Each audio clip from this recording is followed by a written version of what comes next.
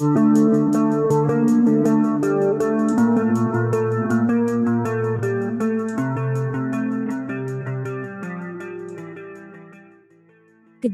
tak menyenangkan dialami pedagang sayur keliling di Jakarta. Diketahui, tingginya curah hujan di Jakarta membuat beberapa wilayah jadi tergenang air yang mengakibatkan banjir. Dilansir dari Tribun Style, banjir tersebut membawa kejadian tak menyenangkan untuk beberapa pihak.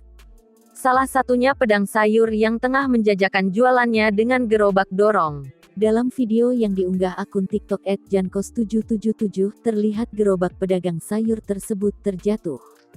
Dalam keterangannya, pengunggah terdengar seperti peringatan, musim hujan banyak yang banjir. Hati-hati jalannya, jangan ngebut, tulisnya. Mobil yang menerobos banjir itu membuat gelombang air yang kuat yang akhirnya merobohkan gerobak sayur tersebut. Sedihnya, gerobak tersebut terjatuh hingga dagangannya berserakan. Mirisnya, mobil tersebut tak berhenti dan tetap melanjutkan perjalanannya. Unggahan tersebut sudah ditonton lebih dari 4 juta kali dengan suka sebanyak 305,9 ribu, dan komentar sebanyak 17,5 ribu. Sontak unggahan tersebut mendapat beragam komentar dari warganet.